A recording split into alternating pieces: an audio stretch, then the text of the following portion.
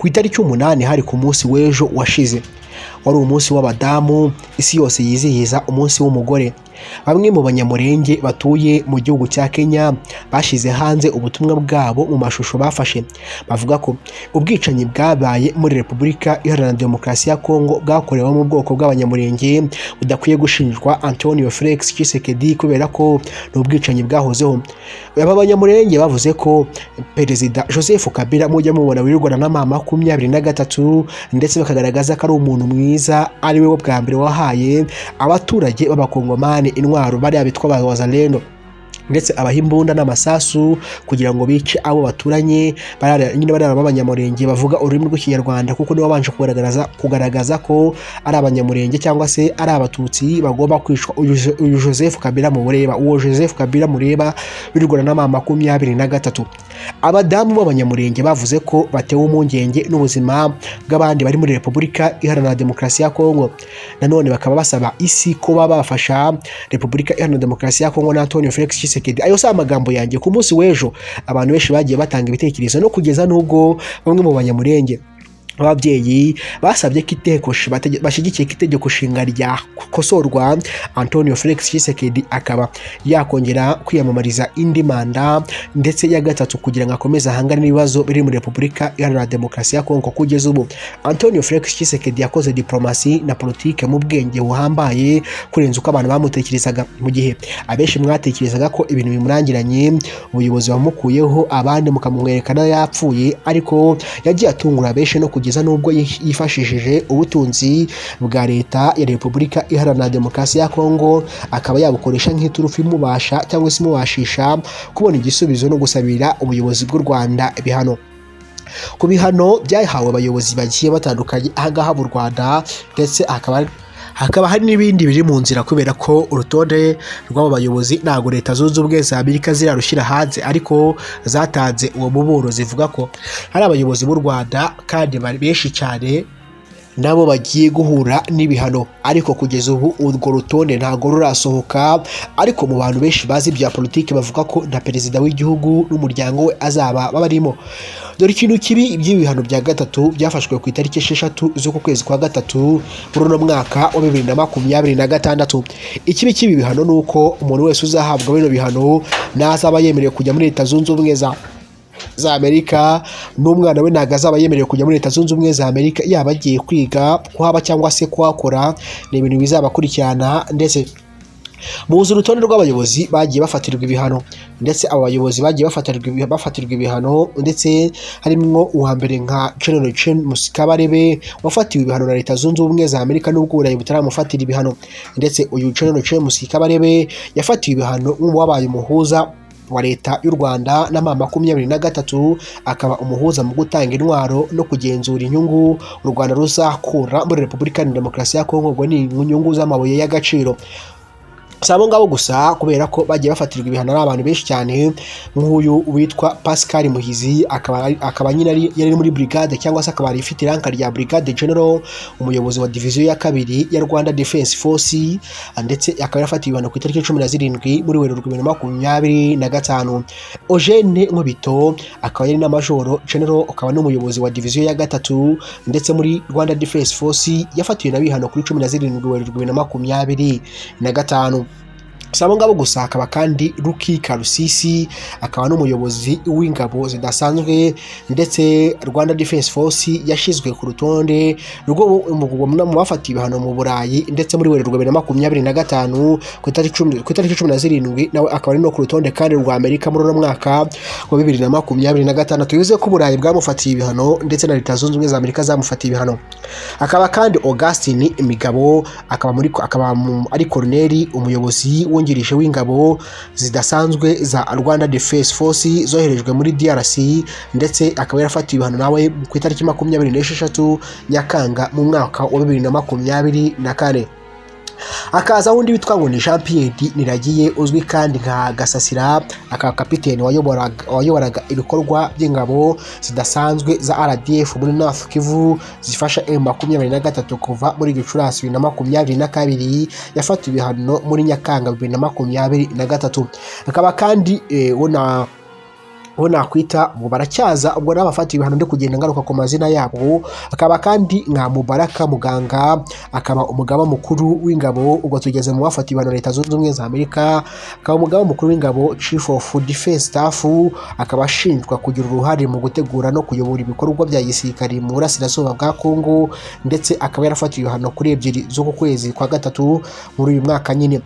Akaba kandi Luki Karusisi, akaba Major General kandi umuyobozi wa diviziyo ya 5 y'ingabo zo ku butaka cyangwa se z'amaguru za Rwanda Defense Force, ushinjwa kuyobora ibikorwa byafashije M23 yafatiye ibihano nawe muri kuno kwezi muri ziriya tariki 2 nyine. Akaba kandi Vincent Nyakarundi, umugaba mukuru w'ingabo z'inkorokoro of Chief of Staff, akaba ashinjwa kugenzura ibikorwa by'ingabo zifasha M23, ndetse yafatiwe ibihano muri tariki 2 nyine. Akaba kandi Stanislas Gashugi, umuyobozi w'ingabo zidasanzwe zo muri Rwanda Defense Force, akaba nyine ubwo ni ingabo zidasanzwe ngo ni Special Force cyangwa se Special Operations Force Commander, wagizwe ukuwo mwanya muri uyu mwaka wa 2025 tuvuye mu mpera zaho, nawe yafatiwe ibihano muri kwezi nyine. Ayo ni amazina ngarutseho y'abagiye bafatirwa ibihano kugira ngo wumve imbaraga Tshisekedi yagiye akoresha mu bihe bya mbere n'ubu ngubu. Abayobozi barimo nka Patrick Muyaya, Kayikwamba Wageni, akaba Minisitiri w'Ububanyi bwa Repubulika Iharanira Demokarasi ya Kongo, bagiye bumvikana kenshi basabira u Rwanda ibihano, u Rwanda kandi rukabitera urwatsi. Ubwongereza cyangwa se bimwe mu bihugu birimo Ubwongereza, Ubufaransa, Ububiligi n'Ubudage, yewe n'ibindi bihugu byinshi bigiye bitandukanye byagiye bihagarika inkunga byateraga u Rwanda, ariko ntibyigeze bikoma u Rwanda mu nkokora. Nyuma yaho Leta Zunze Ubumwe za Amerika byapfiye ubwo Perezida Paul Kagame yemeraga guhashyira umukono we, ndetse akemera gukorana nabo. Nibyo tugiye kuvuga uyu munsi. Ubutumwa ngufitiye cyangwa se ibyo ngiye kukubwira muri kano kanya wakibaza ngo ni ibihe? Ese abayobozi b'u Rwanda no gufatira u Rwanda ibihano ni izihe ngaruka? Ese abanyamurenge barimo baravuga ko Tshisekedi we atagakwiye gufatirwa ibihano cyangwa se yagakwiye gufashwa kugira ngo atsembe M23, dore ko atari watangije ibintu byo kwica abanyamurenge muri Kongo? Byo biravugwa iki? Ati mu mwaka wa 2019 Tshisekedi agifata ubutegetsi si wari ubitangije, ahubwo ari mu bantu bakoze ibishoboka byose, kuko nyuma y'umwaka cyangwa se nyuma y'umwaka umwe gusa afashe ubutegetsi kuri 2020-2021 M23 itangiye kumugabaho ibitero, kandi ibyo bitero bamugabyeho na n'ubu n'aka kanya imyaka igiye kuba 5 hafi 6 bino bitero biri kuba. Ngo ikaze kuri Exafifo. Uzi ko nitwa se? Nitwa Olivier, uyu muyoboro witwa Exafifo News, kandi sabone cyangwa se subscribe kandi no kunzogera, bizajya bigufasha kubona amakuru n'ibiganiro byacu bya buri munsi. Twihuta cyane twiyumvire ubundi iyi ntambara bimeze bite. Ubundi mu myaka 30 ishize, uhereye ku itariki cyangwa se uhereye mu mwaka w'1996 nibwo ibitero bya mbere byambukiranye imipaka bikava mu bihugu birimo Uganda, Angola ndetse n'u Rwanda, bikajya muri Repubulika Iharanira Demokarasi ya Kongo guhinga zimwe mu nterahamwe zakoze jenoside, ndetse arizo zaje no kuvamo FDLR. Kuva icyo gihe ibyo byose byaba, na n'ubu Repubulika Iharanira Demokarasi ya Kongo ntiragarukamwo amahoro. Kuva icyo gihe havutse imitwe igiye itandukanye, ndetse ahita hatangira no kuza ingengabitekerezo nayo ya jenoside. Hakazamwo bamwe mu basirikari bagiye barwanya guverinoma cyangwa se ubutegetsi bwaho, kandi harimo n'abarwanye n'ubundi Joseph Kabila ari uyoboye ubutegetsi, harimo Munyungu Liyetona Laurent Nkunda, ndetse si abo ngabo gusa bagiye bagira urwo ruhari cyangwa se barwanye bahanganye n'ubundi na Joseph Kabila, uyu nguyu mubona wirwana na M23. harimo Laurent Nkunda Liyetona bivugwa ko n'ubundi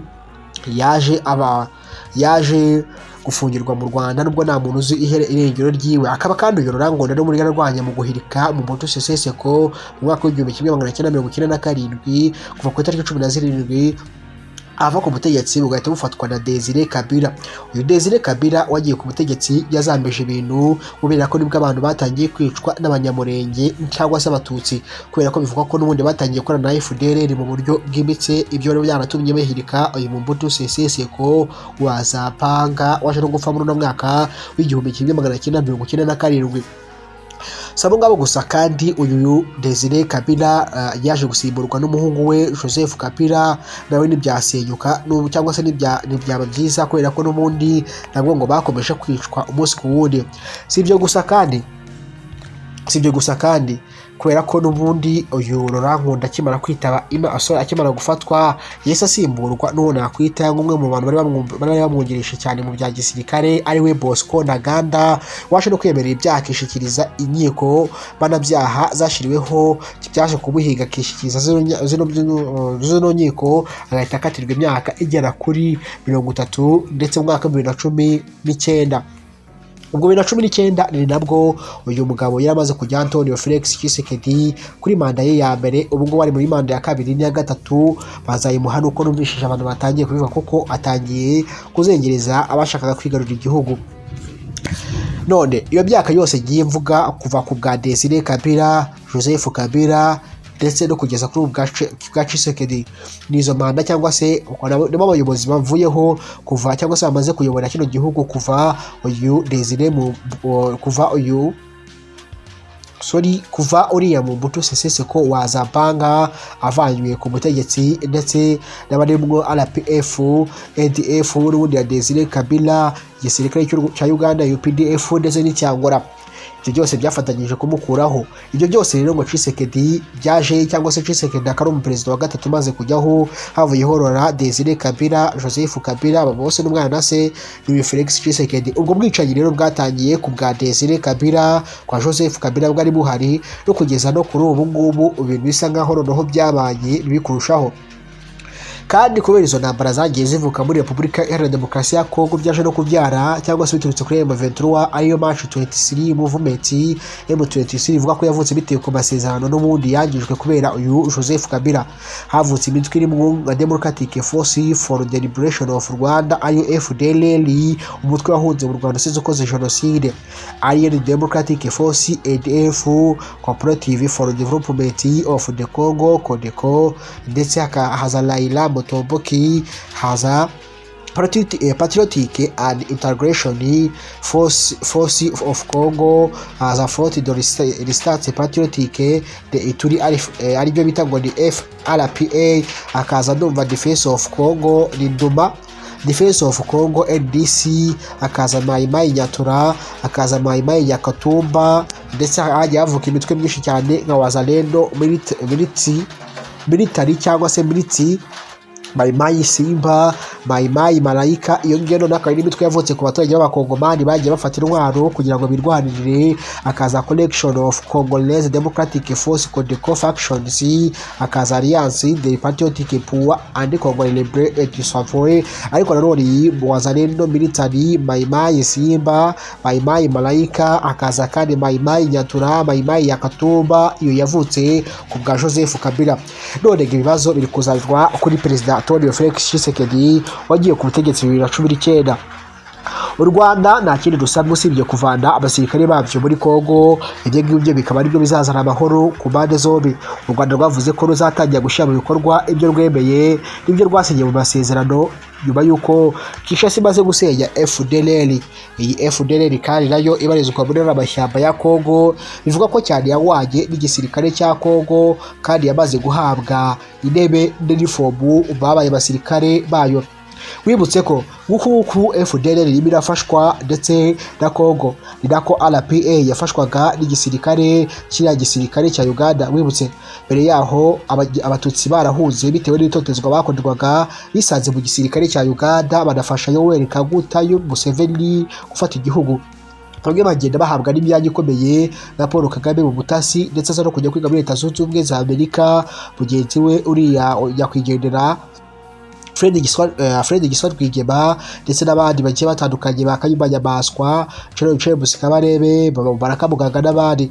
abo bose bagiye n'ubundi barwana mu gisirikare cya Uganda, ari nabo baje kwihuza bagatereka tunatake dukure ubutegetsi bwa Habyarimana, ndetse ibyo biza no kuba igihugu bagifata ariko n'ubundi amaze kuba jenoside yakorewe abatutsi banahagaritse. rero n'iki gisirikare cya FDLR bivuga ko gifite ingengabitekerezo ya jenoside, kikaba cyarakoze umutwe ndetse ushaka kurwanya ubutegetsi bw'u Rwanda, ndetse bivuga ko cyanahawe n'indwara biramutse byatatse u Rwanda bakaba bakora ubutegetsi n'ubundi ingengabitekerezo ya jenoside mu 90% cyangwa se hafi 100% n'ubundi yaba igihari. gahunda n'ubwicanyi n'ubundi Democratic cyangwa se iyi Democratic Force for the Liberation of Rwanda FDLR ndetse bivuga ko n'ubwo n'umwana wahoze ari perezida w'u Rwanda Habyarimana yabyicaye bibariwe byo kurya amafaranga n'ubuzima buzima.